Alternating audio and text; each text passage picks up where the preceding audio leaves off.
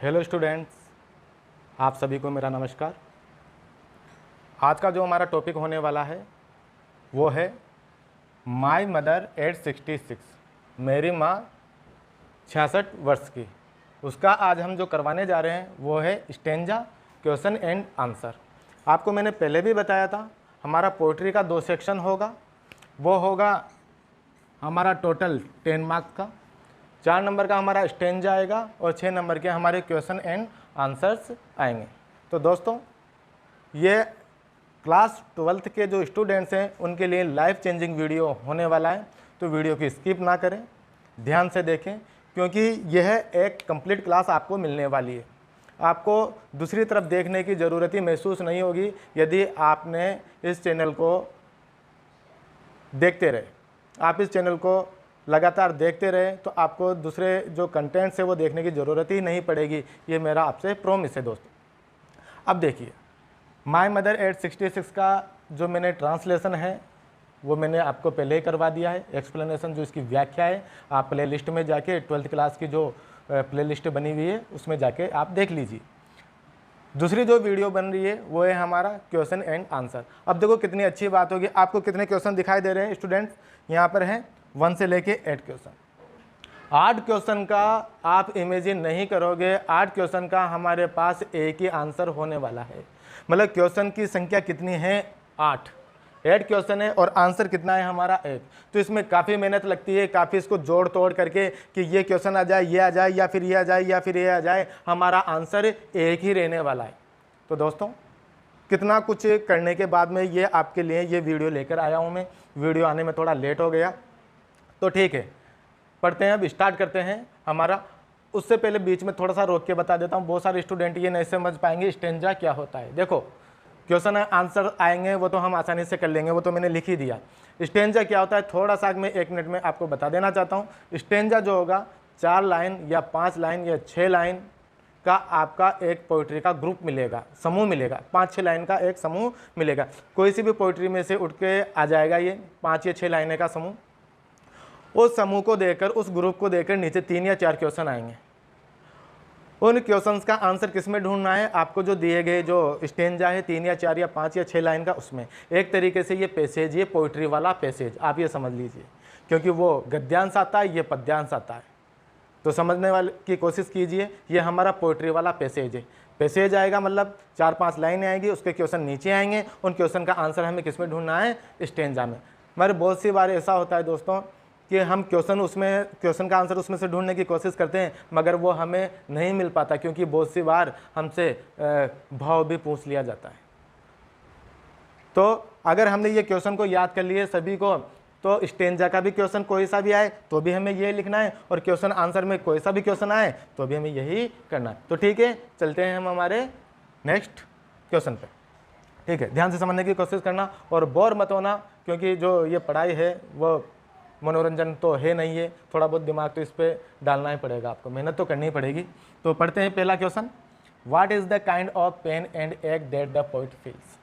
What is the kind, किस प्रकार का पेन, दर्द या दुख, एंड एक और कष्ट, दोनों का मतलब है कि पेन एंड एक, किस प्रकार का दुख दर्द दैट द पोइट फील, कवि महसूस कर रहा था। अब देखो यहाँ पर पोइट है या पोइटेस, यहाँ पर कवित्री है, ये ध्यान रखना। मगर मॉडर्न इंग्लिश में ऐसा नहीं होता। जैसे कलेक्टर है तो कलेक्टर चाहे लेडीज़ हो चाहे जेंट्स हो, जैसे टीचर है चाहे जेंट्स हो चाहे लेडीज हो, उसको टीचर ही बोलते हैं। इसलिए चाहे कवि हो चाहे कवित्री हो, उनको हम क्या बोलेंगे? पोइटी। तो what is the kind of pain and ache, किस प्रकार का दुख दर्द था, किस प्रकार का दुख दर्द द पोइट फील्स, कवित्री महसूस करती है। किस प्रकार के दुख और दर्द को कवित्री महसूस करती है? किस प्रकार का दुख दर्द था? पहले एक बार हम ट्रांसलेशन कर लेते हैं। तो थोड़ा सा मैं बता देना चाहता हूँ बीच में। देखो, कवित्री अपनी माँ से बिछुड़ रही थी, दूर हो रही थी। वो अपनी माँ को साइड में बिठाकर, कार की सीट में साइड में बिठाकर वो कोचीन एयरपोर्ट के लिए जा रही थी, क्योंकि वो अपनी माँ से विदा लेने जा रही थी। कोचीन एयरपोर्ट पर कहीं वो जा रही थी। तो इस जो माँ और बेटी का, माँ और जो पुत्री का जो बिछड़ने का जो यहाँ पर दृश्य है, वो मार्मिक दृश्य यहाँ पर बताया गया था। तो हमेशा से ही कवित्री को लगता था मैं मेरी माँ से दूर जा रही हूँ और मेरी माँ बहुत ज़्यादा बूढ़ी हो चुकी है, उसका जो शरीर है वो पीला पड़ गया है, रंगहीन हो गया है, उसका चेहरा देखते हैं तो ऐसा लगता है जैसे किसी मृत शरीर जो लाश होती है उसका जो चेहरा होता है उसकी तरह लग रहा है उसका चेहरा। और इस एक और तुलना करती है वो जो हमारा लेट विंटर्स जो मून है, शरत ऋतु का जो चंद्रमा है, गुजरते हुए शरत ऋतु का चंद्रमा, उससे भी अपनी माँ के चेहरे की तुलना करती है। कुल मिला के उसकी बूढ़ी माँ जो है वो इतनी वृद्ध हो चली है कि उसकी मृत्यु कभी भी हो सकती है। ये दर्द उसको सता रहा है और सारे क्वेश्चन का सार यही निकल रहा है। अब आपको मैंने थोड़ा सा सारांश बता दिया, वापस से क्वेश्चन पे लौटते हैं। देखो, what is the kind of pain and ache that the poet feels, ये तो मैंने आपको बता दिया। Why has the poet compared, कवित्री क्यों कंपेयर्ड तुलना करती है द फेस चेहरे से, किसके चेहरे से, ऑफ हर मदर अपनी माँ के चेहरे से, किस चीज़ से तुलना करती है, क्यों करती है, that of a corpse, corpse का मतलब होता है लाश। तो कवित्री लाश से अपनी माँ के चेहरे से तुलना क्यों करती है, ये भी मैंने आपको बताया। Question number 3, what did the poet realise with pain, कवित्री को किस चीज़ का दर्द है, कौन सी चीज़ है जिस चीज़ से उसको कष्ट पहुंच रहा है, महसूस करती है। What did the poet feel for her mother, कवि अपनी माँ के लिए क्या महसूस करती है या क्या महसूस किया, कवि ने अपनी माँ के लिए क्या महसूस किया। देखो दोस्तों, यहाँ पर देखने की चीज़ें, ये पास्ट टेंस में भी आ रहा है और प्रेजेंट टेंस में भी आ रहा है। क्या महसूस करती है प्रेजेंट टेंस, क्या महसूस किया पास्ट टेंस। अगर हमारा क्वेश्चन प्रेजेंट में है तो हमारा आंसर भी प्रेजेंट में होगा, यदि हमारा क्वेश्चन पास्ट टेंस में है तो हमारा आंसर भी पास्ट टेंस में होगा, वो मैं बता दूंगा आपको। तो ये पढ़ लिया हमने। अब देखो, साथ के साथ मैंने एक और चीज़ यहाँ पर बताई है। यहाँ पर एक चीज़ आपको देखने को मिलेगी, ये RBSC 2016 में ये क्वेश्चन आ चुका है। साथ के साथ मैं ये भी बता रहा हूँ, बड़ी मेहनत लगती है इनको ढूंढने में, कौन सा क्वेश्चन कौन से ईयर में आया है। इससे आपको अंदाज़ा लग जाएगा कि आने की संभावना इसकी कितनी % है। What was the poets childhood fear, बहुत अच्छा क्वेश्चन है। कवित्री का चाइल्डहुड, बचपन का, फियर मीन्स डर, कवित्री का बचपन का डर क्या था, क्या था बचपन का डर, वही मेरी माँ बहुत बूढ़ी हो गई, मैं मेरी माँ से बिछड़ रही हूँ, वो हमेशा से सोचती थी मेरी माँ धीरे धीरे बूढ़ी होती जा रही है, एक दिन वो मर जाएगी। तो बहुत सारी चीज़ें, वही चीज़ें ले देखे। तो what was the poet childhood fear, कवित्री का बचपन का डर क्या था, ये क्वेश्चन आ चुका है दोस्तों CBSE 2019 में और सीनियर सेकेंडरी मतलब RBSC 2012 में।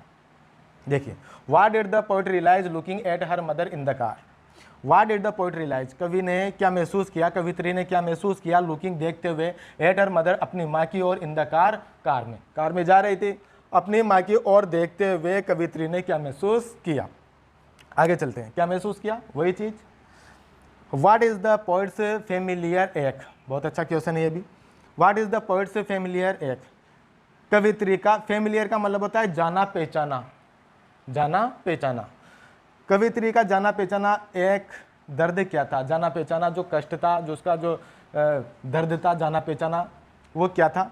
And why does it return, और ये वापस क्यों लौट आया, या ये फिर वापस से क्यों लौटता है, क्यों लौटता है वापस से, क्योंकि वो जा रही थी अपनी माँ को छोड़कर, उसका पीला पड़ा हुआ चेहरा, झुर्रियाँदार चेहरा जब देखती तो सोचती है मेरी मदर जो है विल नॉट लिव लॉन्ग, ज़्यादा नहीं जी पाएगी।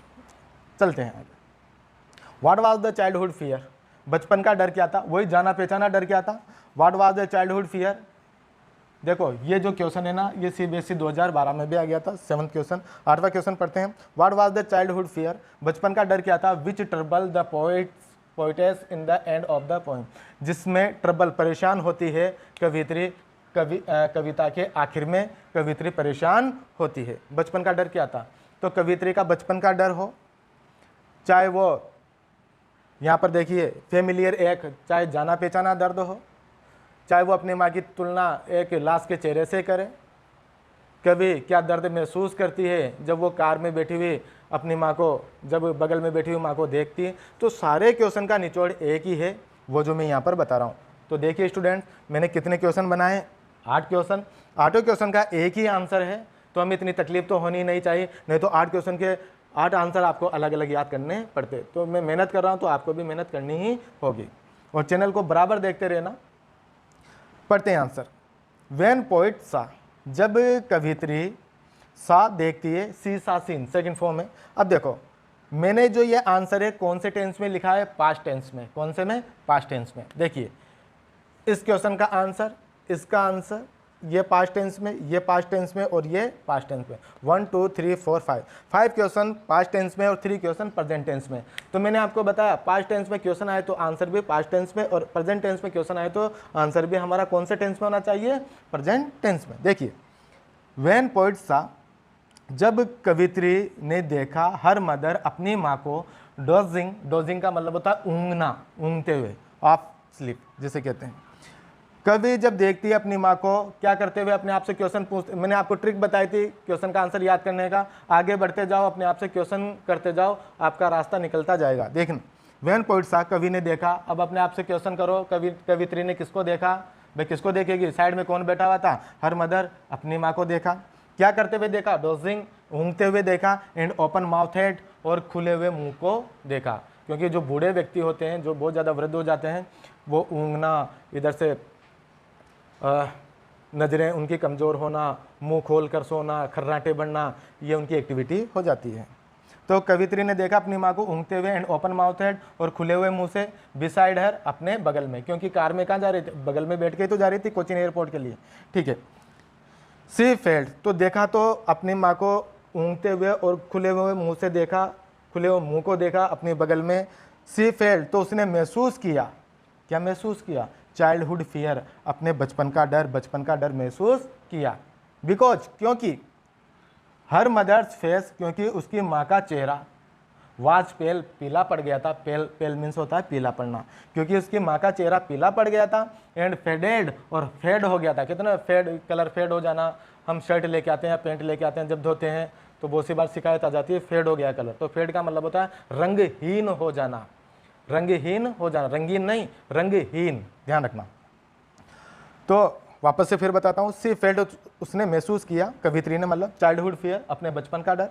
बिकॉज, क्योंकि हर मदर्स फेस, क्योंकि उसकी माँ का चेहरा वास्पेल, पीला पड़ गया था। एंड फेडेड, और फीका पड़ गया था। फेडेड यानी फीका पड़ना, लिखते जाना साथ साथ। अब किसकी तरह फीका पड़ गया था, like the face of a corpse, like the face, की तरह, लाइक का मतलब है यहाँ पर की तरह, पसंद करना नहीं, की तरह। द फेस, चेहरे की तरह, ऑफ ए कॉप्स, एक लाश के चेहरे की तरह फीका और पीला पड़ गया था।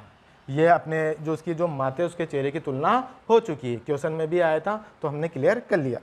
The poet was very pain, कवित्री बहुत दुखी हुई। पेन मीन्स होता है दुखी होना। The poet was very pain, कवित्री बहुत दुखी हुई। टू सी, देखकर, क्या देखकर, हर ओल्ड मदर्स कंडीशन, अपनी बूढ़ी माँ की स्थिति को देखकर बहुत ज़्यादा क्या हुई, पेन हुई। पेन का मतलब बहुत ज़्यादा दुखी हुई। ठीक है, सी फेल्ट, उसने महसूस किया कि, क्या महसूस किया, her mother would not live long, उसने महसूस किया कि उसकी माँ वुड नॉट लिव लॉन्ग, ज़्यादा नहीं जी पाएगी। लिव लॉन्ग, ज़्यादा जीना, वुड नॉट लग गया यहाँ पर, ज़्यादा नहीं जी पाएगी। ये उसका डर था, ये उसका दर्द था, ये उसका जाना पहचाना दुख था, ये उसका बचपन का दुख था। ये सारे क्वेश्चन को मैंने एक ही माला में पिरो दिया। तो दोस्तों ये आपको आई होप समझ में आ गया होगा। और मैंने साथ साथ के यहाँ पर देखो, जो ये क्वेश्चन था कौन सा, 8 नंबर का जो क्वेश्चन है, ये आरबीएसई 2017 सप्लीमेंट्री एग्जाम में आया था, और सीबीएसई सेंट्रल बोर्ड के 2019 में भी आया था। तो अब जो चल रहा है वो हमारा 2021-22 का सेशन चल रहा है। तो ठीक है, ये आपने क्लियर कर लिया होगा। अब इसके बाद में इसका स्क्रीनशॉट ले लेना। स्क्रीनशॉट को लेकर अगर आपको कोई चीज़ अक्सर दिखाई नहीं दे रहे तो स्क्रीनशॉट लेकर आप इसको जूम करके आप अपनी कॉपी में नोट डाउन कर सकते हो। तो ये क्वेश्चन हो गया। 8 क्वेश्चन देखो, 8 क्वेश्चन का एक ही क्वेश्चन, एक ही आंसर। अब मैं आपको आगे के जो बचे हुए 2 या 3 क्वेश्चन है वो भी करवा देना चाहता हूँ। ठीक है, तो मैं इसको हटा रहा हूँ, देखते हैं।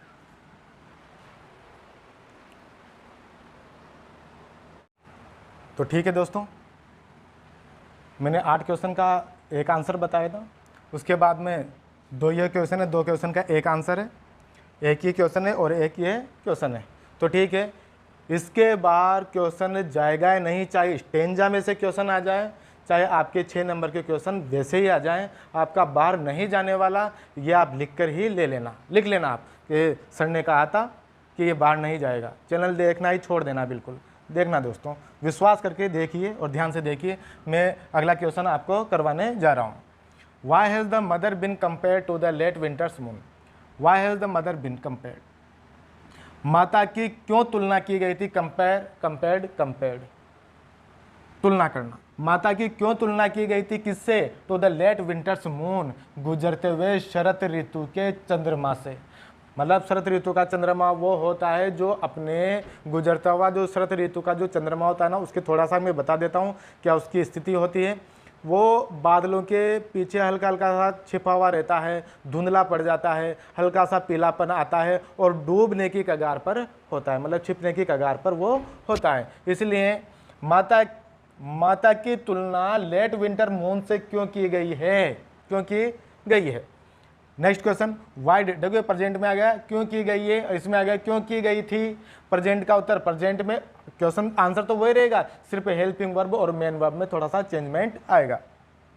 The poet compare her mother's face with a late winter moon because, sorry मैं गलती हो गई, मैं आंसर पढ़ दिया। Second question, why did the poet compare, कवि ने क्यों तुलना की हर मदर्स फेस, अपने माँ के चेहरे की, किसके साथ, with a late winter's moon, गुजरते हुए शरत ऋतु के चंद्रमा से अपने माँ की चेहरे की तुलना क्यों की। देखो क्यों की थी, मैंने आपको यह आंसर है ना वो पहले भी बता दिया था, मैं थोड़ा सा परिवर्तन है। देखिए द पोइट कंपेयर्ड, जो वाई वाला क्वेश्चन आता है उसको पूरा का पूरा ऐसे कैसे लिखकर हेल्पिंग और मेन वर्ब का ध्यान रखते हुए और लास्ट में हम बिकॉज करके आंसर स्टार्ट करते हैं। देखिए मैंने इसको या इन दोनों में से एक क्वेश्चन चुन लिया, ये वाला। ध्यान रखना, अगर डिड से स्टार्ट हो तो मेन वर्ब की सेकंड फॉर्म आएगी, डज हो तो मेन वर्ब के साथ एस या एस लग जाएगा, और डू हो तो जो मेन वर्ब यहाँ पर आ रही है वो वैसे के वैसे ही रह जाएगी। देखते हैं, why did the poet compare, the poet did हटेगा तो कंपेयर में क्या हो जाएगा, कंपेयर्ड। द पोइट कंपेयर्ड, कवि ने तुलना की हर मदर्स फेस, अपने माँ के चेहरे की, with a late winter's moon, गुजरते हुए शरत ऋतु के चंद्रमा से, बिकॉज क्योंकि, अब अपना आंसर स्टार्ट होता है, क्योंकि हर फेस उसका चेहरा वाज पेल, पीला पड़ गया था, एंड फेडेड और फीका पड़ गया था, लाइक द फेस, चेहरे की तरह, किसके चेहरे की तरह, ऑफ ए कॉप्स, एक लाश के चेहरे की तरह फेडेड हो गया था, फीका पड़ गया था, एंड पेल और पीला पड़ गया था। याद हो गया, आगे चले, ठीक है। इट हैड लॉस्ट ब्राइटनेस, इसने, ये इट आया है चेहरे के लिए, इसने खो दी थी, खो चुका था, मतलब चेहरा क्या खो चुका था, लॉस्ट, ब्राइटनेस चमक, इसने चमक खो दी थी, इसने अपनी चमक खो दी थी, क्योंकि बुढ़ापे में जो चेहरा होता है ना वो डल हो जाता है। आगे, इट लुक्ड, ये दिखाई दे रहा था कैसे, कलरलेस, रंगहीन, एंड लाइफलेस और निर्जीव, जैसे कोई चीज़ में से जीव ही निकल गया, जान निकलने के बाद में जो कंडीशन होती है वैसे वो चेहरा दिखाई दे रहा था। इट लुक्ड, वो दिखाई दे रहा था, कलरलेस, रंगहीन, एंड लाइफलेस और निर्जीव दिखाई दे रहा था। तो ये तो हमारा कहीं पर भी क्वेश्चन में लेट विंटर्स मून आ जाए तो ये आंसर आप रट के रखो, शानदार तरीके से हो जाएगा। क्वेश्चन का आंसर याद करना मैंने बता दिया था, क्वेश्चन आगे बढ़ता जाए, अपने आप से क्वेश्चन करते जाओ, आंसर आता रहेगा। दो क्वेश्चन हैं, एक तो इसमें था जब दुखी हो जाती है कवित्री और खिड़की से बाहर देखती है तो उसको दो घटनाएं दिखाई देती है दोस्तों। एक तो पेड़ों को भागते हुए देखती है, जब खिड़की से बाहर देखेंगे तो पेड़ ऐसे राउंड करते हुए पीछे की ओर निकल जाएंगे, तो पेड़ों को भागते हुए देखती है क्योंकि उसका मन दुखी हो गया था, कुछ ऐसी चीज़ देखना चाहती है जिससे वो उसका मन में थोड़ी सी खुशी मिले उसे। एक तो पेड़ों को भागते हुए देखती है, दूसरी वो जो घटना देखती है वो है प्रसन्नचित्त बच्चों को घर से बाहर दौड़ते हुए, घर से बाहर निकलकर दौड़ते हुए देखती है वो। तो दो घटना हुई, कौन कौन सी, एक तो पेड़ों को भागते हुए देखती है खिड़की से बाहर जब वो देखती है, और एक प्रसन्नचित्त बच्चे घरों से निकलकर दौड़ लगा रहे हैं। तो आ जाए क्वेश्चन पर, why are the young trees describe, छोटे पेड़, यंग ट्रीज छोटे पेड़ क्यों डिस्क्राइब किए गए थे, क्यों वर्णित किए गए थे एज स्प्रिंटिंग के रूप में। स्प्रिंटिंग का मतलब होता है दौड़ लगाना, दौड़ लगाते हुए के रूप में छोटे पेड़ों को क्यों वर्णित किया गया है, स्प्रिंटिंग कूद कूद कर भागना क्यों किया गया है ऐसा।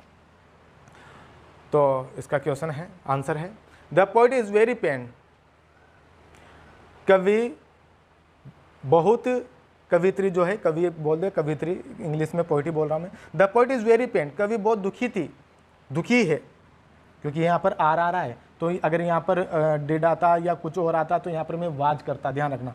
पोइट इज़ वेरी पेन, कवि बहुत दुखी है, कवित्री बहुत दुखी है, टू सी देखकर हर ओल्ड मदर्स कंडीशन, अपनी माँ की स्थिति को देखकर बहुत दुखी है। ये लाइन पहले आ चुकी ना, कोई दिक्कत ही नहीं। सी लुक्स, वो देखती है आउटसाइड बाहर की तरफ, द विंडो खिड़की से बाहर की तरफ, ऑफ हर कार अपने कार की खिड़की से बाहर की ओर, वो लुक्स आउट करती है, बाहर की ओर देखती है। तो क्या देखती है? द यंग ट्रीज, छोटे छोटे पेड़, वर रनिंग, दौड़ लगा रहे हैं, इन अपोजिट डायरेक्शन, विपरीत दिशा। हम देखेंगे, इधर देखेंगे तो वो हमेशा पीछे की ओर भगते हुए नजर आते हैं। तो जैसे वो खिड़की से बाहर देखती है, सी लुक्स आउटसाइड, वो बाहर देखती है, द विंडो खिड़की से, ऑफ हर कार अपने कार की खिड़की से जब वो बाहर देखती है तो यंग ट्रीज वर रनिंग, तो छोटे छोटे पेड़ क्या कर रहे थे? दौड़ लगा रहे हैं। अब यहाँ पर देखो गलती हो गई, यहाँ पर हम कर देते हैं आर। क्यों कर दिया? क्योंकि सेंटेंस कौन से में है? प्रेजेंट में। क्वेश्चन प्रेजेंट में है तो हम वर्ग की जगह आर। तो छोटे छोटे पेड़ दौड़ लगा रहे हैं इन द अपोजिट डायरेक्शन, विपरीत दिशा में। द इमेज ऑफ स्प्रिंटिंग, भागने की जो इमेज है, जो दृश्य है, जो उसके मन मस्तिष्क में है, स्प्रिंटिंग ट्रीज का, भागते हुए पेड़ों का, प्रेजेंट्स करते हैं, प्रस्तुत करता है। कौन सी जो दो चीज़ें प्रस्तुत करता है भागते हुए पेड़?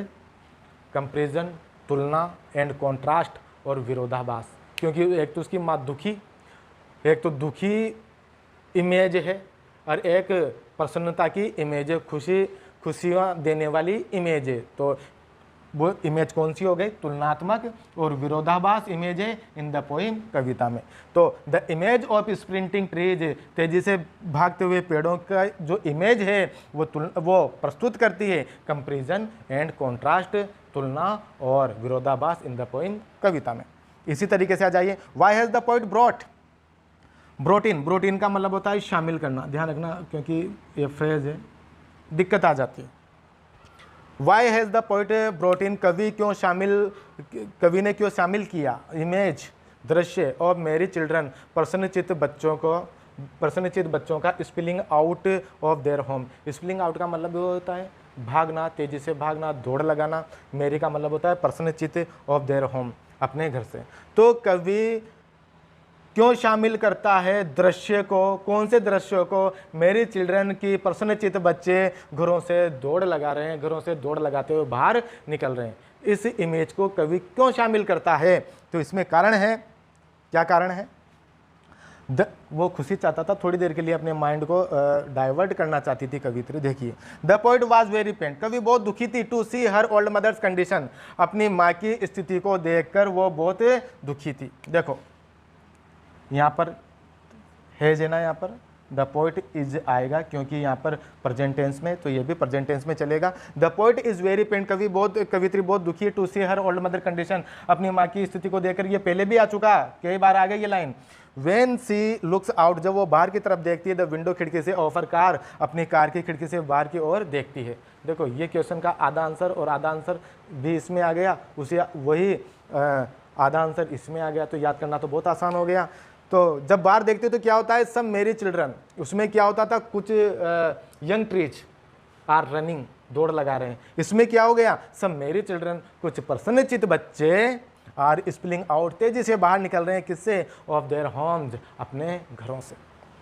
द इमेज ऑफ मेरी चिल्ड्रन, वहाँ पर क्या था? ध्यान रखना, वहाँ पर स्प्रिंटिंग ट्रीज था। द इमेज ऑफ मेरी चिल्ड्रन, प्रसन्नचित्त बच्चों की इमेज प्रेजेंट्स, प्रस्तुत करती है कंपैरिजन, तुलना, एंड कॉन्ट्रास्ट और विरोधाभास इन द पोइम। कुछ कट रहा होगा, इन द पोइम कट रहा होगा दोस्तों, तो इन द पोइम यहाँ पर है, वैसा का वैसा ही कर लेना, इन द पोइम, कविता में।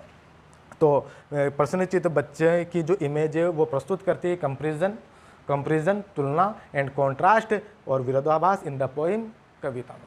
यह आपका मेहनत संपूर्ण the my mother eight 66 12th class Rajasthan board, central board का मैंने जो पोइट्री का फर्स्ट लेसन है क्लियर करवा दिया। ट्रांसलेशन पूरा हो चुका, पिछला वीडियो देख लेना, और ये क्वेश्चन आंसर से आपको मैंने मुक्त कर दिया, फ्री कर दिया। तो एक लेसन के हम 2 वीडियो करेंगे। वीडियो चाहे लंबी हो जाए मगर समझ में आना चाहिए, तो ध्यान रखना। लाइफ छोटी हो मगर सार्थक होना चाहिए, लाइफ बड़ी हो मगर वो किसी के काम नहीं आए, वैसा भी नहीं होना चाहिए दोस्तों। तो बस यही कहना चाहूँगा, मेरी फीस आपको पता है, सब्सक्राइब कर देना, अगर नए स्टूडेंट है तो लाइक और शेयर कर देना दोस्तों के बीच में, ताकि उनको भी एक प्लेटफॉर्म मिल सके, एक ऐसा चैनल मिल सके जिसको वो देखकर सेटिस्फाइड हो जाए कि नहीं अब मुझे यहीं पर ही रुकना है, कहीं पर नहीं जाना। तो ठीक है दोस्तों, मिलते हैं नेक्स्ट लेसन में। Thank you so much.